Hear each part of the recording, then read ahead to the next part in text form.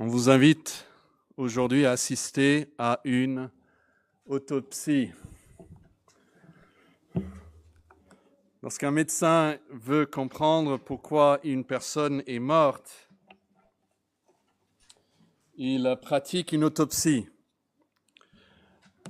Le corps est ouvert, les organes sont examinés et ce qui est caché à l'intérieur est mis en lumière. Le but dans tout cela n'est pas de choquer, de déshonorer la personne, mais de découvrir la vérité. L'autopsie révèle la cause réelle de la mort de la personne. Et dans Romains chapitre 3, à partir du verset 9, et je vous demande d'ouvrir vos Bibles à cet endroit, l'apôtre Paul fait quelque chose de semblable. Non pas avec un corps, mais avec le cœur de l'homme.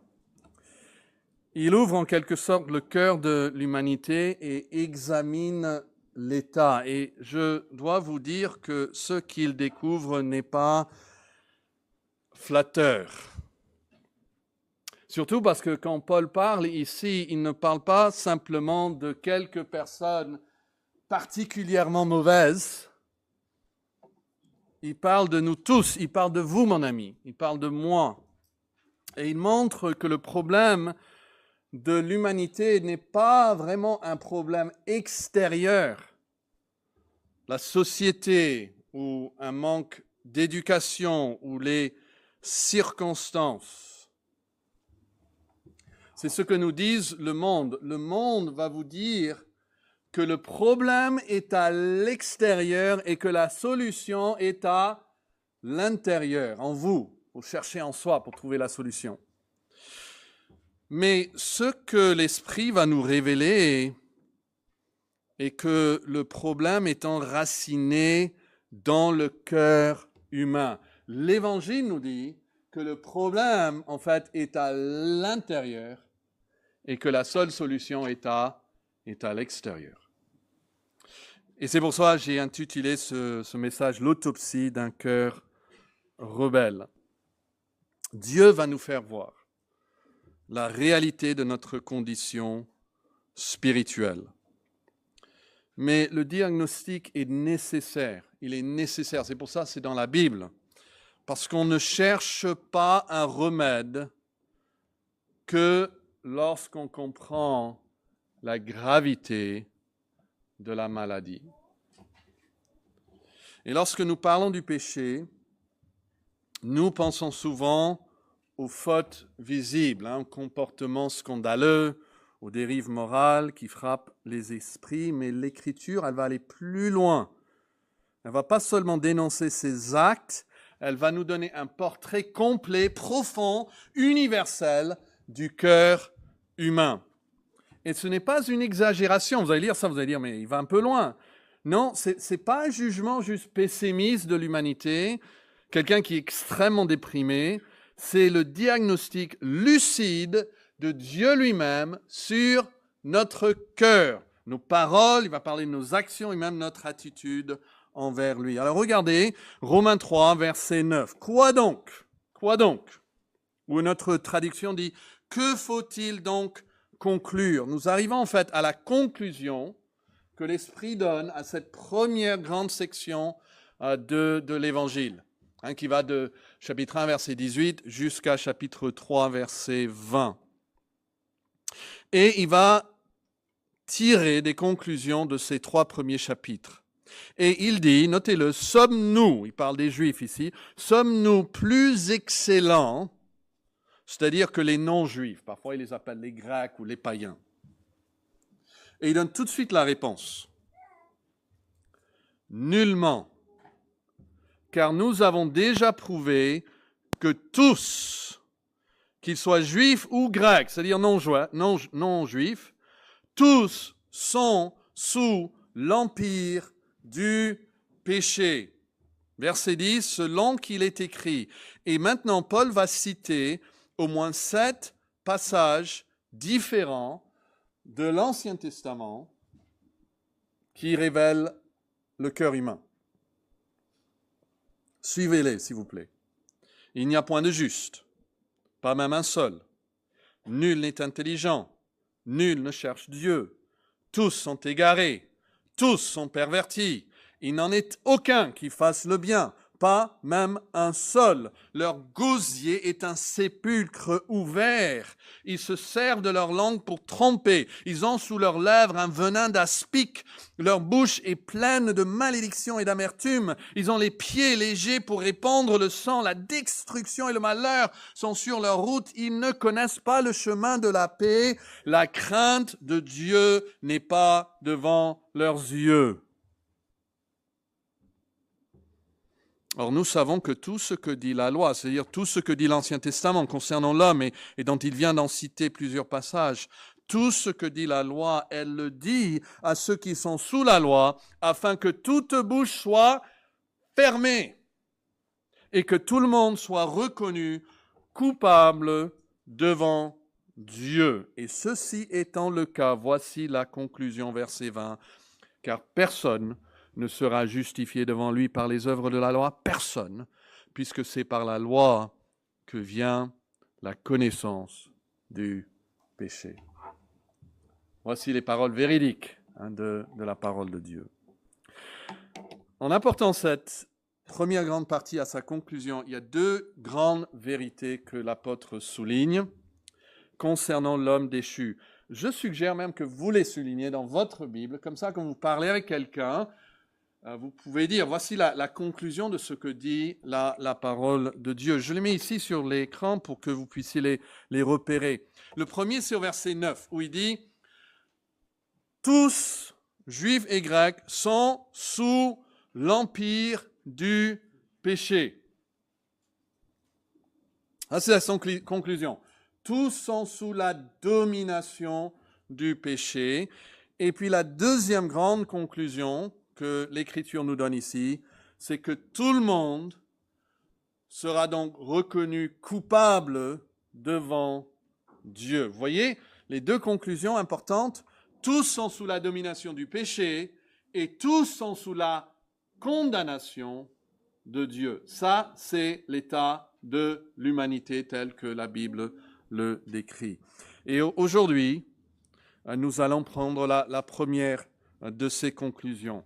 Tous sont sous l'empire du péché, ou tous sont sous la domination du péché. Alors cela veut dire beaucoup plus que l'homme pêche, ou que l'homme est pécheur. Qu'est-ce que ça veut dire quand il est sous le péché? On traduit ici sous l'empire du péché. Et je vous invite à noter 3 expressions en Romains 6, c'est pas loin, vous pouvez le trouver, qui décrivent cette réalité. En Romains 6, Paul encourage les chrétiens à ne plus vivre comme ils vivaient avant. Et ce faisant, il nous donne 3 expressions pour nous dire comment vivaient en fait les inconvertis avant le salut. Il dit au verset 12, Romains 6, 12, il dit que le péché ne... Quel est le verbe ici? Ne règne donc point dans votre corps mortel. Avant le salut, c'est le péché qui régnait. Et puis notez le verset 14. Il dit, au verset 14, « Car le péché n'aura point de pouvoir sur vous. » Alors il y a plusieurs traductions ici. La Semeur dit, le péché ne sera plus votre maître. Le Darby ne dominera pas. On trouve aussi « régnera » ou « n'exercera pas sur vous sa maîtrise ». Mais voilà l'idée, ne sera plus votre maître. Avant d'être en Christ, on avait un maître. Et puis si vous regardez le verset 20, il utilise un mot qui est encore plus fort. Il dit carrément que nous étions quoi? Esclaves même du péché. Donc voici la réalité de toute personne avant sa conversion. Le péché régnait sur elle, le péché dominait sur elle, et elle était l'esclave du péché. Alors revenons maintenant à Romains 3 et verset 9, et on peut comprendre un peu plus de ce qu'il dit quand il dit que tous étaient sous le péché. Et pourquoi c'est traduit sous l'empire du péché ou sous la domination du péché? Parce que le péché dominait sur nous. Nous servions le péché auparavant. Et ça, c'est la conclusion que Paul donne à toute cette section. Romains 3, 9, car nous avons déjà prouvé que tous, juifs et grecs, sont dans cette situation. Le péché règne sur eux. Ce n'est pas Dieu qui règne sur eux, c'est le péché qui règne. Et maintenant, il va donner la preuve. D'accord ? On revient ici au verset 3. Et quelle est la preuve ultime que l'apôtre Paul avance au verset 10 à 18 que l'homme est pécheur? Eh bien, ce sont toutes les citations de l'Ancien Testament. Alors, je veux juste, presque comme à côté, donner cette application. Où allons-nous pour connaître la véritable nature de l'être humain? Paul va à la Bible. Pour Paul, pour l'apôtre, c'est la Bible qui va prouver ce qu'est l'homme. Croyez-vous que Dieu est capable de décrire l'homme bien mieux qu'un sociologue? Que peut-être vous-même? Paul montre avec force l'autorité qu'il reconnaît à la parole de Dieu. Pour lui, la preuve décisive que l'homme est pécheur, c'est que l'Écriture l'affirme.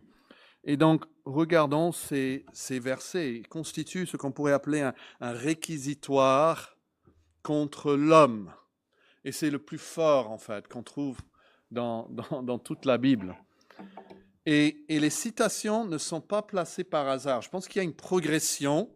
Je veux vous montrer qu'il y a un point culminant même, et qui sont disposés de manière à remonter jusqu'à la racine du problème.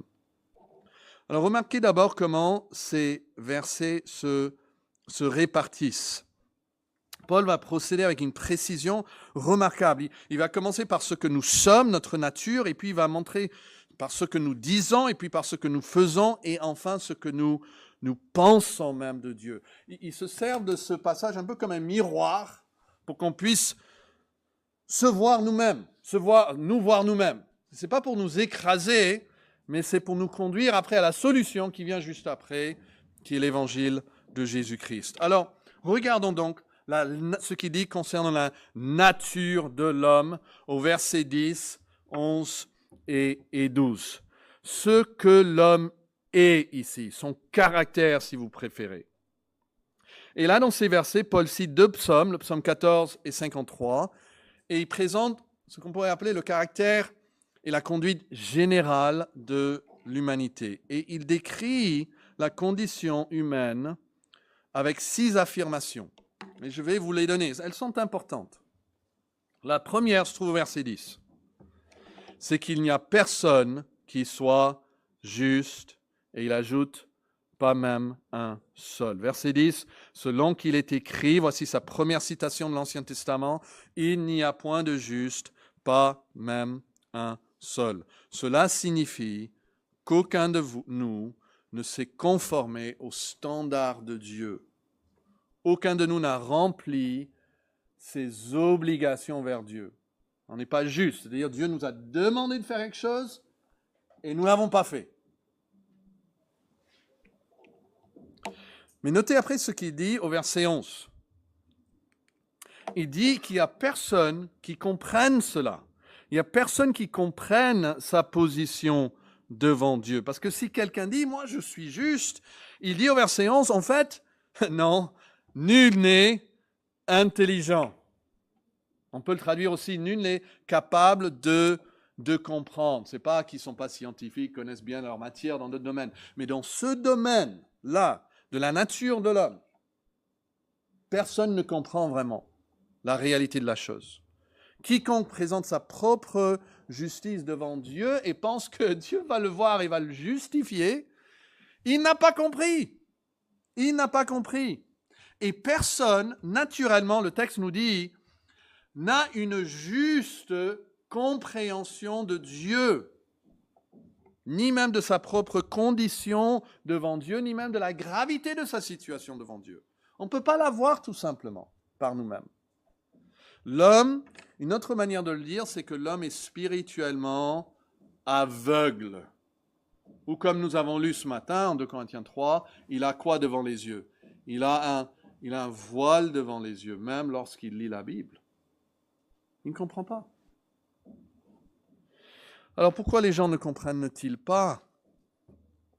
Et surtout quand on pense aux personnes religieuses, c'est à cause de la troisième accusation que nous trouvons ici, qui est encore plus fort. Qu'est-ce qu'il dit? Nul n'est intelligent. Et après, il dit quoi au verset 11? Nul ne cherche Dieu. Il n'y a personne qui cherche Dieu, qui recherche vraiment cette connaissance de Dieu. Ça ne fait pas partie de leur système de valeurs. Alors il faut savoir que la curiosité intellectuelle, même la dévotion religieuse, même la conformité extérieure à certaines traditions ne sont pas la preuve que l'on cherche réellement Dieu. C'est peut-être ça une des phrases qui est le plus rejetée dans toute cette liste. La Bible ici enseigne que l'être humain, dans son état naturel, ne cherche pas Dieu. Mais il y a des gens qui disent « Ah, j'ai toujours cherché Dieu ». C'est difficile parfois à comprendre. Ils sont parfois peut-être comme Paul. Paul, il dit, regardez, j'avais cette justice, j'avais un zèle pour Dieu, je voulais persécuter. Mais vous savez, quand Dieu le confronte dans la personne de son Fils et l'appelle par son nom, il dit, mais qui es-tu? Il a réalisé que, non, il était religieux, il avait plein de zèle, mais il ne cherchait pas le Dieu, le vrai Dieu. Et on peut être profondément religieux. Et je pense que le paradoxe s'explique, c'est-à-dire qu'on peut avoir quelqu'un qui est religieux, mais ne cherche pas Dieu par le fait que la religion devient souvent pour l'homme rebelle le moyen de se protéger de Dieu, plutôt que d'aller à la rencontre de Dieu. Réfléchissez à cela. La preuve que quelqu'un est religieux n'est pas la preuve qu'elle cherche Dieu, parce que la religion peut remplacer la relation par un rituel. On peut utiliser des pratiques religieuses pour éviter la confrontation avec son cœur. On peut prier, on peut assister à des cérémonies, on peut accomplir des rites, tout en évitant la repentance réelle. On peut se montrer très actif religieusement, très sérieux moralement, très engagé spirituellement, sans jamais soumettre son cœur ni abandonner sa volonté à Dieu. La religion devient presque un écran entre nous et Dieu. Beaucoup de gens sont empêchés même de venir à Dieu à cause de leur religion. La religion aussi, elle peut flatter l'orgueil humain, vous savez? La Bible dit que Dieu résiste aux orgueilleux, mais il fait grâce aux humbles. Mais la religion, même la bonne connaissance peut enfler, la Bible elle-même le dit. La religion humaine peut devenir un système où l'on prouve à soi-même qu'on est assez bon.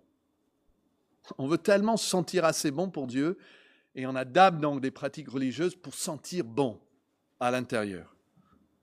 Et on se compare aux autres au lieu de s'humilier devant Dieu. La religion aussi peut devenir un moyen de contrôler Dieu. C'est terrible, mais l'homme pécheur, il aime des systèmes où il remplit des obligations, il accomplit des œuvres, et puis il pense qu'en retour, Dieu doit, entre guillemets, Dieu doit lui donner des bénédictions. Et on retrouve cette attitude parce qu'après, quand les choses ne vont pas comme elles pensent, elles deviennent très amères contre Dieu. Regarde Dieu, tout ce que j'ai fait ça, j'ai fait ceci, regarde ce que tu me fais. Ils se fâchent contre Dieu parce qu'ils ont cru en fait qu'ils pouvaient contrôler Dieu par leur religion et leurs pratiques. Personne, il faut l'accepter, la Bible dit, personne ne cherche le vrai Dieu sans chercher à le modifier un peu à son image. Alors rappelez-vous comment cette section a commencé. Jetez un œil au chapitre 1, verset 18. Vous pouvez le regarder. Il dit là que la colère de Dieu se révèle du ciel contre toute impiété, toute injustice des hommes. Qu'est-ce qu'ils font? Qu'ils retiennent injustement la vérité captive. Et elles retiennent cette vérité. Que cette vérité vienne dans la nature, dans la Bible, dans la conscience, et elles peuvent même utiliser la religion pour retenir la vérité de Dieu captive. Alors que font-ils donc? Regardez la 4e phrase au verset 11. Il dit que tous se sont égarés. Égarés. Le Darby dit, se sont tous détournés. Une autre traduction dit, tous sont sortis de la voie. Tout le monde, sorti de la voie. Il n'y a personne qui est sur la bonne voie. Personne. Que dit Ésaïe 53, verset 6? Nous étions tous errants comme des brebis. Et puis quoi? Chacun suivait sa propre voie. Et non pas la voie de Dieu. Et puis à la fin du verset 11, il dit encore plus, il dit, tous sont pervertis ou corrompus dans d'autres traductions. On le traduit aussi dans le Darby, se sont rendus ensemble inutiles, c'est-à-dire inutiles à Dieu. Et ça, c'est une expression grecque qui est utilisée pour parler de choses qui étaient devenues amères ou tournées, comme le lait aigri. Et on ne peut que le jeter, on ne peut rien faire avec du lait. On dit que c'est pourri, voilà, on va le jeter. Tout le monde est devenu comme ça devant Dieu. C'est-à-dire, Dieu ne voit pas du bien en eux. Et voici comment il résume tout au verset 12. Il n'en est aucun qui fasse le bien, pas même un seul. Il n'y a personne qui fasse le bien. Devant Dieu, il n'y a aucun. Et vous voyez cette forme en littérature très commune dans les textes anciens. On appelle parfois ça une inclusio, c'est-à-dire un cadre littéraire. On commence avec une phrase et on termine la section avec la même phrase, qu'on sache qu'il y a un début à la fin. Et vous voyez ça? Au début, il a dit, personne n'est juste, pas même un seul. Et puis là, il arrive à sa dernière citation et il répète, pas même un seul. C'est-à-dire, vous n'allez pas trouver d'exception à toute cette liste. Le psaume 14, verset 3. Tous sont égarés, tous se sont pervertis. Il n'en est aucun qui fasse le bien, pas même un seul. Voici donc pour les versets 13, pour les versets 11 et 12, 10, 11 et 12. Mais en versets 13 et 14, il va passer du général au particulier, c'est-à-dire il va focaliser maintenant sur un endroit de l'homme. J'aimerais que vous le trouviez. Regardez verset 13. Leur quoi? Gosier est un sépulcre couvert. Ils se servent de leur quoi? Langue pour tremper. Et ils ont saoulé leurs lèvres. Et puis verset 14, leur bouche est pleine de malédiction et d'amertume. Il parle de quoi ici dans ces versets? Il va focaliser sur quoi? Voilà, sur la bouche ou sur les paroles ou sur la communication de l'homme. Il va dire que la bouche de l'homme est corrompue. Le Saint-Esprit s'attaque spécifiquement à nos paroles, ce que l'homme dit. Parce que la bouche, Jésus l'a dit lui-même, révèle le cœur. Réalisons-nous que Dieu n'a pas besoin, c'est affreux de le lire, mais il faut le dire. Dieu n'a pas besoin de regarder et de chercher plus loin que les paroles sorties de nos bouches cette semaine pour prouver sans l'ombre d'un doute que nous sommes tous entièrement corrompus. Il suffit des paroles qui sont sorties de notre bouche. Mais en réalité, ce que Dieu fait ici, je pense qu'il parle d'un aspect spécifique de nos paroles. D'accord? Pécher avec la bouche, c'est grave. Mais ce qui est plus terrible, et dont il parle ici, c'est que l'humanité ne vit jamais isolée. Nous nous influençons constamment les uns les autres. Et la manière principale par laquelle nous influençons quelqu'un d'autre, c'est par nos communications. C'est par nos paroles, notre façon de communiquer. Et ce qui est extrêmement grave quant à nos paroles, c'est que nous utilisons nos paroles pour pousser d'autres personnes dans une certaine direction. La Bible parle de paroles remplies de grâce qui servent à édifier. Mais ici, en fait, vous allez voir, c'est tout le contraire. Regardez le verset 13. Il dit que leur gosier est un sépulcre ouvert. Et on pourrait penser qu'il parle ici de l'image d'un tombeau ouvert qui expose la corruption qu'il referme. Mais je pense que l'image biblique est un peu différente. Dans la Bible, un sépulcre ouvert, surtout dans l'Ancien Testament, c'est un endroit où les gens tombaient et trouvaient ainsi la mort, une sorte de piège. C'est une expression utilisée pour parler d'individus, parfois aussi de nations, qui ne peuvent jamais être rassasiés. Ils veulent toujours attraper plus de monde. Et donc, ils restent ouverts, prêts à recevoir toujours plus de victimes. L'Écriture parle parfois de dévorer. L'image est de quelque chose qui absorbe et qui prend sans cesse, qui n'est jamais satisfait. Et ça signifie que les paroles des hommes sont mortelles, sont comme ce piège qui veut attraper les gens dans le sépulcre. Et Paul explique ensuite ce qu'il veut dire. Regardez-le. Il dit, verset 13, « Leur gosier est un sépulcre ouvert, mais voici l'explication. Ils se servent de leur langue pour faire quoi?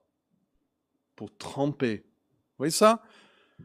Une autre traduction, avec leur langue, ils trompent les autres. Tromper quelqu'un, c'est manipuler sa perception de la chose, en cachant ou en déformant la vérité. Et puisque c'est trompeur, ça paraît quoi? Forcément, si c'est trompeur, ça va paraître bien, agréable, peut-être même doux.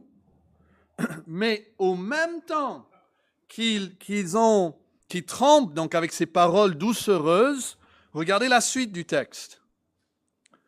Ils trompent avec leurs lèvres, avec des paroles bien belles, mais ils ont sous leurs lèvres, qu'est-ce qu'ils ont? Un venin d'aspic. Sous leurs lèvres, c'est le poison de la vipère. Vous voyez l'image?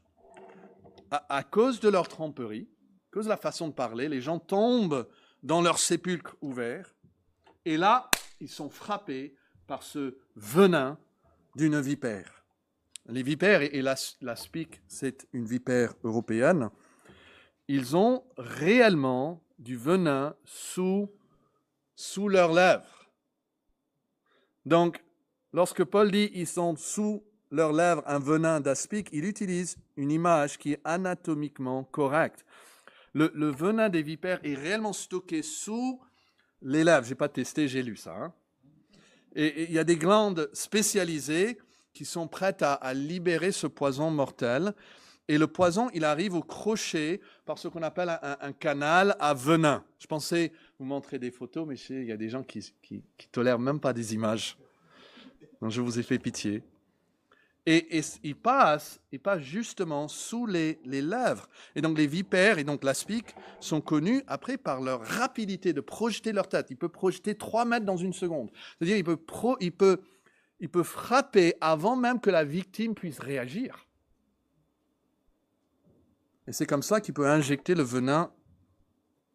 Et voici l'image que l'on fait de la bouche. Les hommes, les femmes, vous les enfants à l'école. Les gens se parlent entre eux. Les copains, les copines se parlent entre elles. Et le discours paraît tellement plausible, tellement raisonnable, tellement courtois, parfois même compatissant et attentionné. Mais attention, il y a la mort sous les lèvres. Est-ce que vous pouvez penser à de tels exemples? Le premier exemple qui m'est venu à l'esprit, c'est comment l'avortement est présenté. Souvent comme un acte de compassion envers une mère souffrante. Il faut compatir avec la femme. J'ai lu juste cette semaine qu'environ 12% des mères d'enfants en bas âge disent regretter d'avoir eu un enfant. Ça, c'est selon un sondage IFOP. Après qu'ils ont eu l'enfant, ils regardent 12%. Alors faut-il par compassion pour ces mères simplement mettre à mort leurs petits-enfants? Vous voyez, notre société reconnaît que quels que soient les sentiments de la mère, ou même les circonstances de la conception, un enfant né est une personne distincte qui mérite de vivre. Elle a sa propre vie. Et quelle étrange contradiction de soutenir cette vérité lorsque l'enfant a 6 mois après naissance, tout en affirmant exactement le contraire lorsque l'enfant a 6 mois avant sa naissance. Ça, c'est la tromperie. Le discours est souvent formulé de manière à paraître compatissant, attentif à la souffrance de la mère et en même temps, il conduit à condamner l'enfant à naître à une mort sans défense. C'est-à-dire derrière un langage empreint de sensibilité dissimule pourtant une réalité bien plus tragique, c'est que la vie réelle de l'enfant est traitée comme une vie dont on peut disposer. Et on conseille doucement des mères à devenir les meurtrières de leurs propres enfants. Prenons l'exemple de l'amour. On dit que c'est par amour. Et qu'est-ce qu'on met dans cette case amour? Eh bien, on met tout simplement tout et n'importe quoi. On appelle amour et liberté ce que la Bible appelle la perversion et la souillure. Mais il faut aimer la personne. Et si j'aime la personne, il faut faire comme cela. Vous voyez, ça c'est la tromperie. On est tous susceptibles à cela. Donc, le langage est tellement beau, mais en fait, c'est un sépulcre ouvert et c'est de la tromperie pour vous faire tomber dedans afin que vous puissiez être frappé par ce venin mortel. Alors, quels sont les conseils que les ados se donnent entre eux? Vraiment, vous les jeunes, écoutez, partagez des idées. Je pense qu'il faut faire ça. Est-ce que c'est vraiment influencé par la Bible? Ça paraît juste, ça sonne bien, comme on dit. Mais est-ce que c'est vraiment conforme à la parole de Dieu? Prenons l'exemple juste de la religion. Des églises dites chrétiennes qui sont en train de donner des conseils qui vont même à l'encontre de ce que dit la Bible. Pensez à toutes ces autres religions qui paraissent si raisonnables, mais qui conduisent à la mort. Et rappelez-vous, vous qui êtes en Christ, même du conseil que vous auriez donné, que vous avez peut-être donné avant votre conversion. Imaginez quelqu'un vous dit, je veux suivre Christ. Ah, mais t'es sûr, voilà. Il y a beaucoup de conseils qui envoient des hommes vers l'enfer et la mort. Ça, c'est l'homme. C'est pour ça la première phrase du livre des psaumes dit « Heureux l'homme qui ne marche pas selon quoi ?» Ce conseil. Ce conseil, et si vous lisez juste à la fin du premier psaume, vous verrez que la fin de ces hommes, c'est qu'ils ne résistent pas au jour du jugement. Mais il montre ensuite l'effet de ce discours sur les vies des hommes. Ça, c'est les versets 15 à 17. Il parle de la conduite de l'homme. Notez ces mots. Verset 16. La destruction et le malheur sont où? Sur leur route. Vous voyez ce mot? C'est le chemin qu'ils empruntent. Et ils ne connaissent pas le chemin de la paix. Vous voyez une précision même ce n'est pas juste des citations en vrac. Il aborde ici nos voies, c'est-à-dire notre manière de vivre.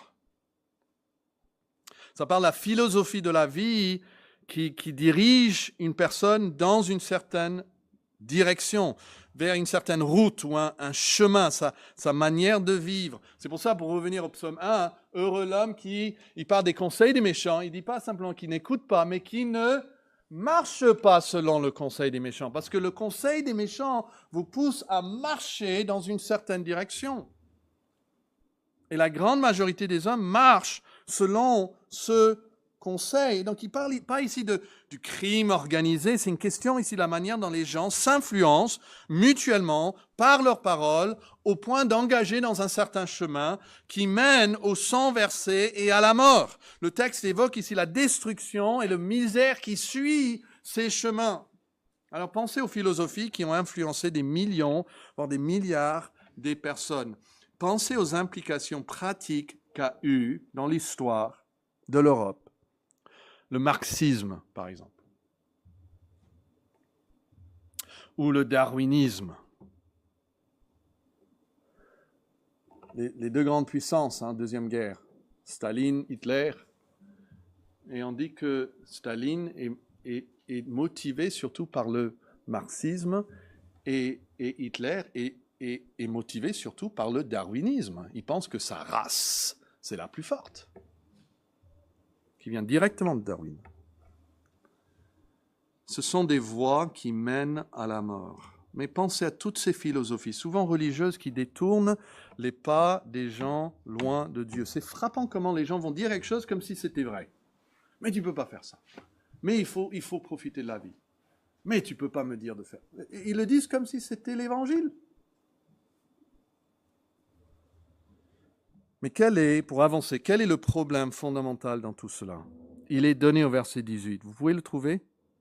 Parce que là, il décrit l'attitude fondamentale de l'homme envers Dieu avant qu'il ne devienne chrétien.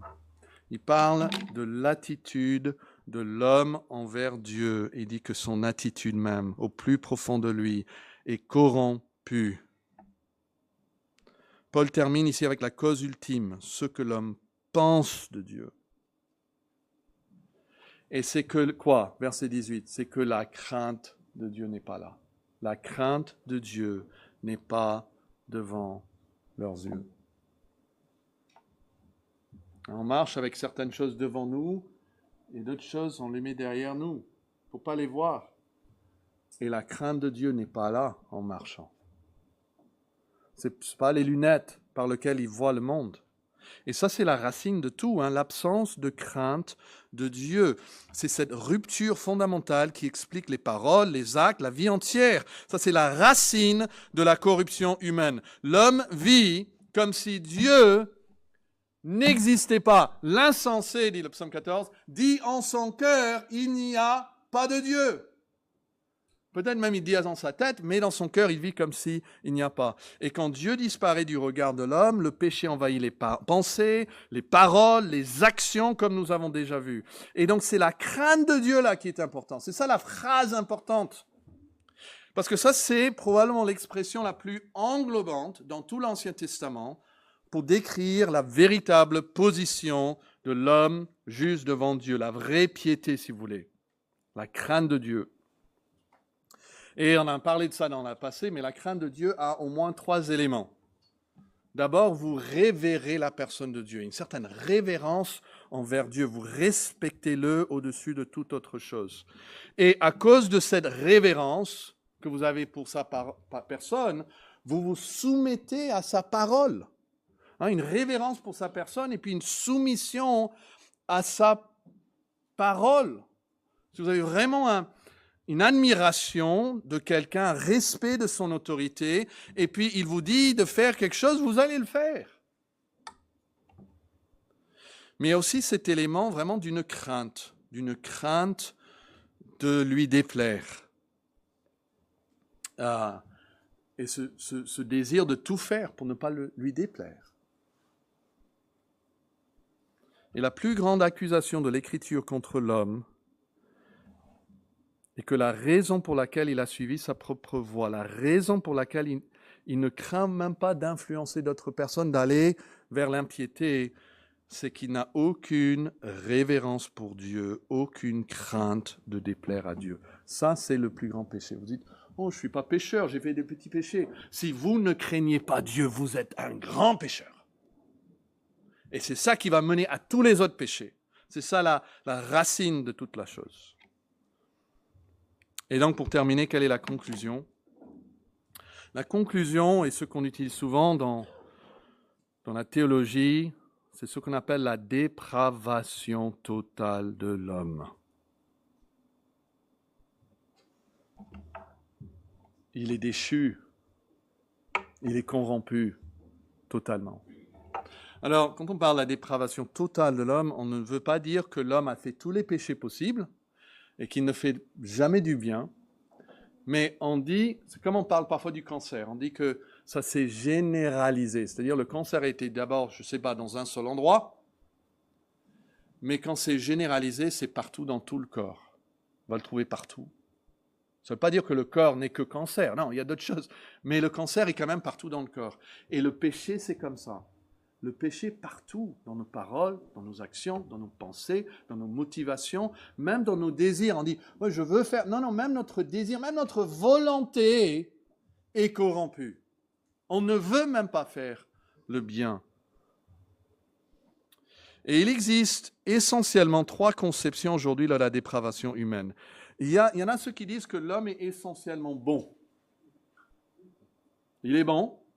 Et si l'homme est bon, quel est le remède dont il a besoin?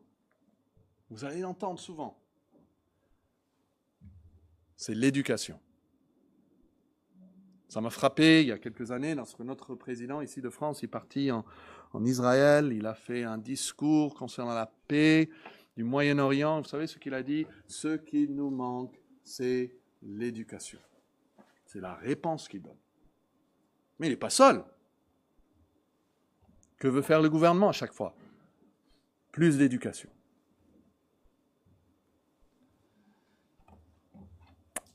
L'autre vision, c'est que l'homme est malade. Là, ils vont dire, oui, il y a un problème. Voilà, l'homme est malade. Et là, le remède devient quoi? Il faut une réparation. Il faut qu'il soit soigné. Et donc, il y a le psychologue, il y a ceci, ça, il y a des aides, il y a des groupes, il y a des associations pour remédier à la maladie de l'homme. Et puis, il y a la troisième vision des choses, et c'est que l'homme n'est pas bon, il ne va pas bien, il n'est pas seulement malade, mais il est carrément quoi? Il est mort. Éphésiens 2 dit, nous étions morts par nos offenses et par nos péchés. Et si quelqu'un est mort, on ne peut pas l'amener à l'école, n'est-ce pas? On ne peut pas injecter du médicament. Il faut carrément une régénération. C'est le seul remède. C'est la régénération qui vient par l'Évangile et par Christ lui-même. Et c'est ça dont vous avez besoin, mon ami. Vous êtes né mort. Vous êtes né sous l'empire du péché. Il faut l'admettre. Que vous ne pouvez rien faire par vous-même. Vous ne pouvez pas réformer votre vie. Vous avez besoin d'être régénéré d'en haut, d'être né d'en haut, comme Jésus a dit à Nicodème. Mais Paul ne s'arrête pas au diagnostic. Quelques versets plus tard, si vous regardez le verset 21, 22, il dit même maintenant, sans la loi est manifestée la justice de Dieu, et il dit que ça vient par la foi en Jésus-Christ, qui est mort comme propitiation pour nos péchés. Et donc je termine avec cette application. L'évangile qui va suivre juste après. L'évangile existe précisément parce que le diagnostic est si grave. Si le plus grand malheur de l'homme était un manque d'éducation, Jésus serait venu comme le grand professeur. Si le plus grand besoin était économique, Jésus serait venu comme le plus grand des, bienfaiseurs. Mais le plus grand problème, c'est notre péché.